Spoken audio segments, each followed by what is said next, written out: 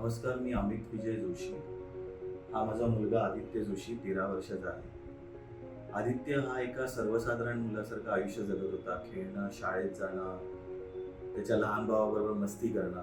आमचं आयुष्य अतिशय नॉर्मल आणि सुखकर होतं. अचानक मार्च 2021 मध्ये आदित्य दिवसातनं 17-17, 18-18 तास झोपायला लागला. त्याची भूक अतिशय कमी झाली, म्हणजे जेवेनासा झाला तो.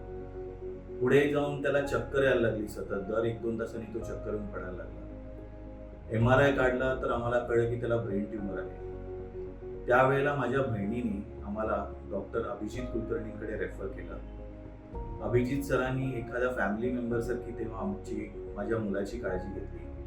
अतिशय कौशल्याने त्याची सर्जरी केली. त्यामुळे आज आमचा मुलगा आमच्याबरोबर आहे. त्यांच्या सर्जरीच्या कौशल्यामुळे त्याला पुढे किमो आणि रेडिएशनमध्ये सुद्धा खूप फायदा झाला. 9 महिन्याच्या अथक प्रवासानंतर आज माझा मुलगा चांगला बोलतो, देवाचं करतो, खाली चालायला जातो, शाळेला तो अभ्यास करायला लागलेला आहे, परत पूर्ववत होत आहे तो. मला हे नमूद करायचं आहे की या 9 महिन्याच्या काळात, म्हणजे सर्जरी झाल्यानंतर सुद्धा सरांचा रोल संपला असला तरीही किमोथेरपी किंवा रेडिएशनच्या काळात सुद्धा जेव्हा जेव्हा आम्हाला गरज लागली तेव्हा सर एखाद्या देवदूतासारखे आमच्या मागे उभे राहिले. प्रत्येक वेळेस त्यांनी ही काळजी घेतली की मला फायनान्शियली त्रास होणार नाही किंवा माझ्या मुलाला फिजिकली काही त्रास होणार नाही.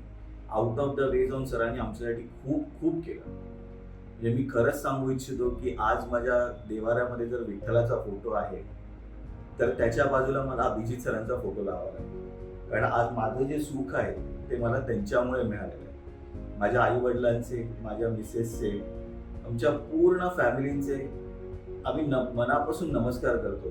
आणि सरांना हेच आम्ही सांगतो की तुमचं आयुष्यात भरभराट हो. मी सगळ्या पालकांना सांगेन की ज्यांच्या मुलाला मेडुलाब्लास्टोमा किंवा यासारखे ब्रेन ट्यूमर आहे, तुम्ही अवश्य अभिजित सरांना भेटा. तुमचंही माझ्या मुलासारखं चांगलं होईल.